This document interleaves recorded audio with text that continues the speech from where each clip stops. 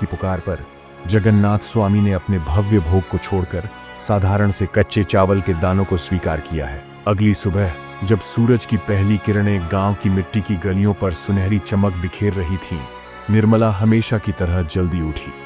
भूख से उसका शरीर कमजोर था, पर भीतर कहीं विश्वास की ज्योति जल रही थी। उसने झोपड़ी का दरवाजा खोला और जैसे ही बाहर कदम रखा, उसकी आंखें अविश्वास में फैल गईं। झोपड़ी के छोटे से आंगन में अन्न से भरी हुई बड़ी बड़ी पोटलियां रखी थीं। गेहूं, चावल, दाल, गुड़ और तरह तरह के खाद्य पदार्थ। इतना अन्न कि पूरा गांव महीनों खा सकता था। निर्मला की आंखों से आंसू बह निकले। उसने कांपते हाथों से एक बोरी को छुआ और बोली, हे प्रभु, ये सब किसने रखा? मेरे आंगन में तो कभी एक दाना तक नहीं होता था।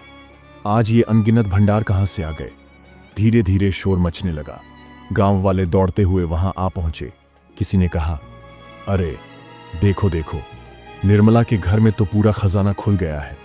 दूसरा बोला, ये असंभव है, इस गांव में तो अकाल पड़ा है। फिर ये अन्न की बोरियां कहां से आईं?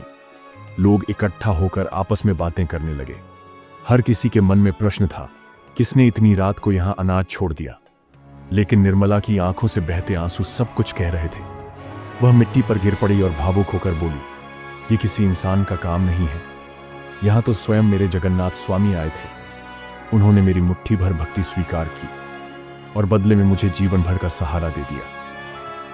गांव वालों ने यह सुना तो उनके रोंगटे खड़े हो गए। सबने देखा कि निर्मला की झोपड़ी से हल्की सी दिव्य सुगंध निकल रही है। ऐसा लग रहा था जैसे स्वयं पुरी धाम का आशीर्वाद वहां उतर आया हो। गांव के बुजुर्ग श्रद्धा से बोले, भक्त की सच्ची पुकार कभी व्यर्थ नहीं जाती। निर्मला का विश्वास ही उसकी सबसे बड़ी संपत्ति थी और आज उसी विश्वास ने भगवान को उसकी झोपड़ी तक पहुंचा दिया।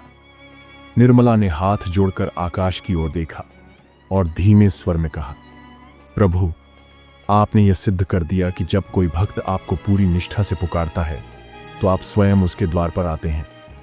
भीड़ ने एक स्वर में जयकारा लगाया, जय जगन्नाथ, जय जगन्नाथ। उस जय घोष से पूरा गांव गूंज उठा। निर्मला जमीन पर बैठी रही। उसकी आंखें बंद थीं और उसके चेहरे पर अद्भुत शांति थी। उसे ऐसा लग रहा था जैसे भगवान स्वयं उसके सामने खड़े हों और मुस्कुरा रहे हों। याद रखिए, जगन्नाथ स्वामी केवल मंदिर के गर्भगृह में ही नहीं रहते, बल्कि हर उस हृदय में वास करते हैं जहां भक्ति और प्रेम की लौ जलती है। जब कोई भक्त सच्चे मन से पुकारता है तो भगवान स्वयं अपने सिंहासन से उतरकर उसके द्वार तक आ जाते हैं।